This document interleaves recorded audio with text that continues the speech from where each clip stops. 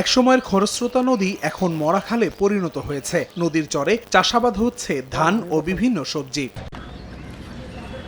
উত্তর পশ্চিমের সীমান্তবর্তী জেলা পঞ্চগড়ের ছোট বড় অন্তত 50টি নদী রয়েছে। তবে সব নদী শুকিয়ে খালে পরিণত হয়েছে। এলাকাবাসী বলছেন, উজানে ভারত বাঁধ দিয়ে নদীর পানি আটকে দিয়েছে। বর্ষা মৌসুমে প্রবাহ অতিরিক্ত হয়ে গেলে তখনই কেবল পানি ছাড়ে। এছাড়া পলি জমে ভরাট হয়ে গেছে নদীগুলোর তলদেশ। এতে একদিকে পানি শূন্যতায় অস্তিত্ব সংকটে নদী, অন্যদিকে সংকটে নদীকেন্দ্রিক বিভিন্ন পেশা। পানিটা শুকায় গেছে, এখন এমন হয়ে গেছে মানুষজন চাষাবাদ করতেছে। নদীতে বর্তমানে এক হাঁটু পানি নাই, আর এমন চলতে থাকলে নদীর অবস্থা খুব খারাপ হয়ে যাবে। ভারত যে নদীগুলোতে বাদ দিয়েছে সেইগুলোর ব্যাপারে আমাদেরকে কিন্তু আন্তর্জাতিকভাবে এই প্রসঙ্গটা তুলতে হবে। পানি উন্নয়ন বোর্ড বলছে, নতুন করে জেলার 6টি নদীর 20 কিলোমিটারের বেশি এলাকা খননের প্রস্তাব মন্ত্রণালয়ে পাঠানো হয়েছে। নদীর নাব্যতা ফিরিয়ে আনার জন্য আমরা একটা স্টাডি সম্পন্ন করেছি। এই স্টাডি প্রকল্পের আওতায় পঞ্চগড় জেলার নদী সমূহকে খননের আওতায় নিয়ে আসা হয়েছে। পানি উন্নয়ন বোর্ডের তথ্য মতে 2022-23 অর্থ বছরে